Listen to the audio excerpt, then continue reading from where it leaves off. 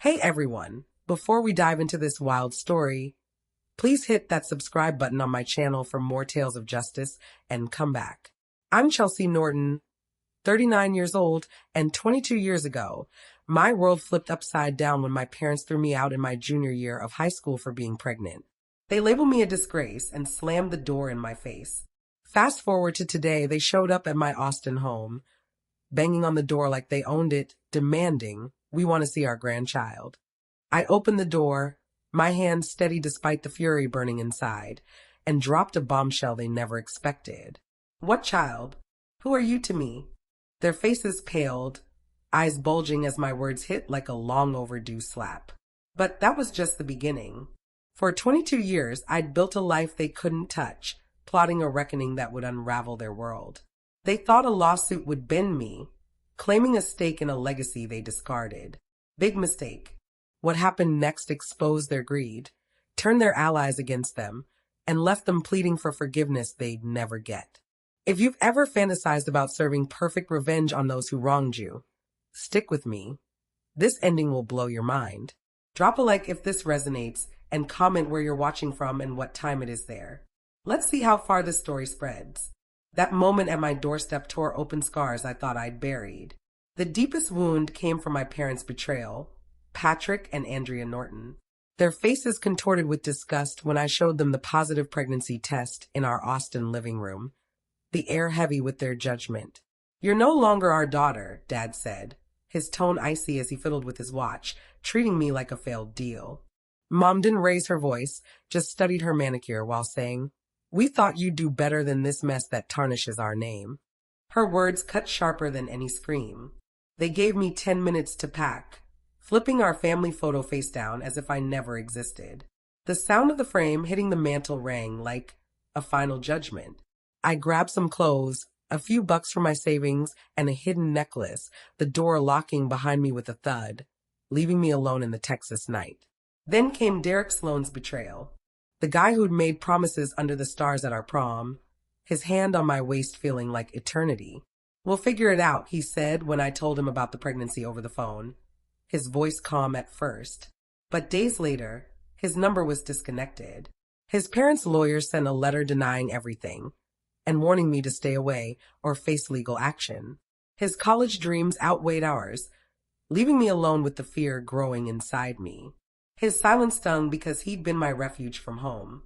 Austin streets became my nightmare, sleeping on Zilker Park benches, saving my tears to stay strong, the humid air clinging to me as I avoided strangers' stares. Each rejection, from my parents' dismissal that stripped my identity to Derek's cowardice that left me exposed, fueled a fire. On that cold bench, I learned trust is brittle, and people can toss you aside like garbage.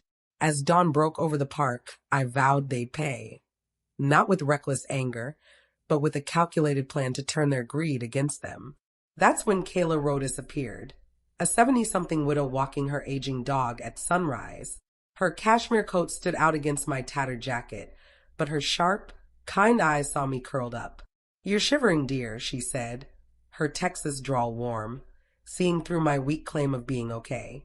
She sat with me as I crumbled, her embrace making me feel human again. "Come eat breakfast with me and Max. No strings attached," she offered. Her car smelled of lavender, and the drive to her grand Austin home felt like a lifeline. The heated seats warmed my numb body. Kayla didn't just offer a spare room in one of her hotels. She became my guide, teaching me survival and strategic revenge over morning coffee. "Build a life so strong they regret ever letting you go," she said, showing me how to use their flaws like weapons. From working as a hostess at her hotel chain to learning inventory, scheduling, and profit margins, she taught me to turn pain into power, preparing me for the day they'd come crawling back.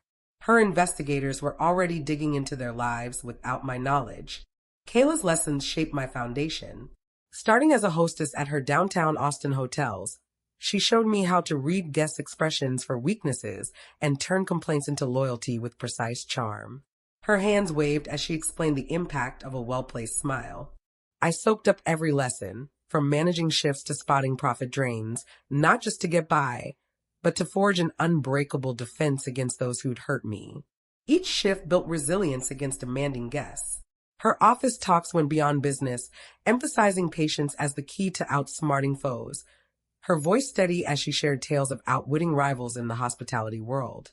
One night, amid stacks of papers while updating her will, she introduced Sean Barrett, her lawyer with calm eyes and a talent for finding contract loopholes. His handshake was solid as he joined us. He's not just for paperwork, Kayla said over coffee that turned into strategy sessions. He's for shielding you from surprises. Sean became my ally, his advice sharpening my plans, from creating ironclad trust to building evidence trails that could trap the careless in their own words. Then Shannon Lyle joined us from the hotel's IT desk. Her knack for tracking digital footprints turned casual chats into lessons in surveillance.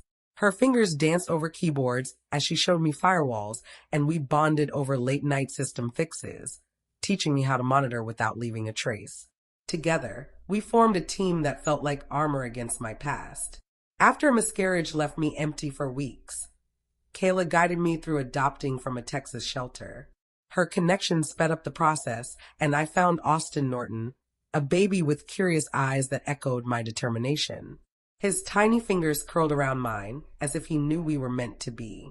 I named him after the city that broke and rebuilt me, raising him with love and strategy, enrolling him in coding camps early to sharpen his mind. His first program at 8 showed promise I nurtured. By 10, he was building apps that solved real problems, a deliberate plan to make his success a beacon that would draw them out, their envy exposing their weaknesses. Kayla wove everything into a fortress. Her will included clauses blocking abandoned family from claims, the safe's code tied to Austin's adoption date for symbolism that grounded me. Her video recordings, made in her study, warned of greed's blind spots, her face stern as she spoke to the camera about those who abandoned family. Over dinner, we rehearsed scenarios, her role-playing their excuses with eerie precision to teach me counters. Her laugh was sharp when I nailed a response. I built my empire step by step, expanding hotel operations and investing in Austin's tech scene, each successive piece of the trap Kayla helped design. I planted stories on local tech sites about Austin's software that streamlined hotel operations, using anonymous tips to highlight his algorithms, ensuring viral coverage in business circles where my parents lingered. The stories exploded online, with headlines praising a local prodigy, racking up thousands of shares. I knew the buzz would reach them through mutual contacts. Days later, a fancy tablet arrived at my desk with a card from my parents. For our brilliant grandson, let's reconnect. Their words masked their true aim, to test my defenses. I returned it with a note scrawled in shaky handwriting. This stirs too much pain. On their follow-up call, my voice trembled just enough. Why now, after years of silence? Making them think I was vulnerable. Shannon tracked their online moves, her tools catching every search for Austin's name from their IPs, from Texas family law sites to forums on reclaiming kin. We logged it all, from encrypted chats with Derek plotting to exploit Austin's fame to searches for private investigators. My refusals stoked their persistence, escalating to voicemails offering reunion funds and packages like tech gadgets etched with family crests. When Derek joined their scheme, Shannon intercepted his messages proposing to manipulate my past guilt for a share of the inheritance, his desperation clear after his failed startup. I dangled hints and traced calls, mentioning Austin's project could be worth millions, watching their surveillance hits spike with greed. Their overreach grew. My parents cornered Austin at a coffee shop near his office, their fake smiles demanding family time to make up for lost years.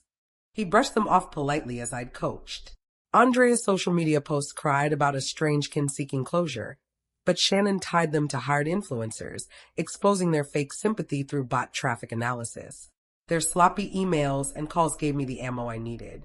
I sowed distrust with anonymous emails via Shannon's untraceable accounts, one to my parents hinting Derek was skimming their funds, another to Derek suggesting they'd cut him out after securing Austin's wealth. Their replies grew frantic, Patrick accusing Derek of betrayal, Derek snapping back, "You've been using me all along." I fueled the chaos, mentioning in a call with Andrea that Austin's patent was valued at $10 million. Her voice sharpened with greed as she whispered to Patrick about our share. Shannon's recorders captured every word, their threats escalating from "you owe us family access" to "we'll sue for what's ours." Derek's voicemails grew bold, his tone oily. "Think of Austin's future, Chelsea. I'm his father." They didn't see the trap closing. I leaked a doctor trust fund clause to their lawyer, implying Austin's wealth was mine to control, sparking frantic emails about forcing a settlement. Shannon grabbed it all, from Patrick's late-night searches on Texas grandparent rights to Derek's chats with a shady consultant about exploiting emotional weaknesses. I kept my responses fragile. "I'm not ready to talk," pushing them to overplay their hand. Their mistrust peaked in a recorded call where Patrick accused Derek of playing them, and Derek fired back, "You never trusted me." The breaking point came when their lawyer filed a lawsuit for grandparent visitation and inheritance, citing non-existent family ties. Shannon intercepted the filing, its errors exposed by Sean's counter-documents. My parents' public post on an Austin business forum, begging for sympathy with "we just want our grandson," was traced to a hired PR firm. Their reckless demands collapsed under their own words, setting the stage for their downfall. At the Austin Tech Summit, Austin's keynote drew industry leaders and cameras. He opened with a nod to chosen family, his voice steady in a sharp blazer, signaling his independence. I'd coached him to speak of loyalty over blood, setting the tone as my parents and Derek sat in the front row, their polished looks hiding the greed I'd baited. The screen lit up with Kayla's video, her face silencing the room as she declared, "Family stands by you, not claims you when you succeed." The crowd leaned in, my parents' smiles fading as she called out those who abandoned their own. Sean took the podium, his tone sharp as he projected a document they'd signed 22 years ago. "We, Patrick and Andrea Norton, relinquish all rights to Chelsea Norton and any offspring." Gasps filled the room, phones capturing their signatures. Then Shannon's intercepts flashed, emails showing their plot to exploit Austin's fame, and Derek's push to manipulate my guilt. My voice cut through as I stood. "You demanded my child, but there was no child. Your cruelty caused my miscarriage, and Austin is my adopted son, not your blood." The room buzzed, their faces crumbling. No grandchild, no wealth. Security served restraining orders to Patrick, Andrea, and Derek, barring contact. Their humiliation live on Austin's tech feeds as they were escorted out, heads low under the crowd's judgment. The fallout spread fast. Clips of Patrick and Andrea's exit went viral on Twitter, hitting millions of views. Their real estate firm lost 3 major contracts overnight, clients citing reputational damage. Within a week, their board ousted Patrick as chairman, his connections cut as partners fled the scandal.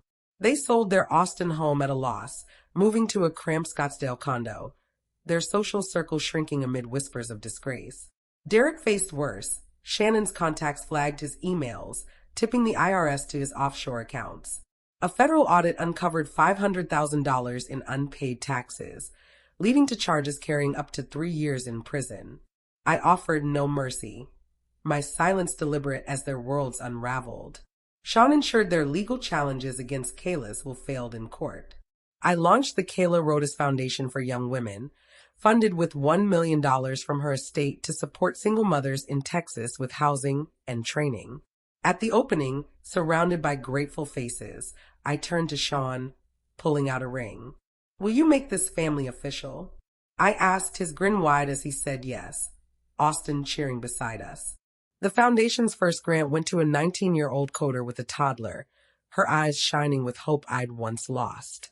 Revenge, served cold, is the sweetest, a truth etched in my soul. You protect yourself by building a life so bright it overshadows those who tried to shatter you.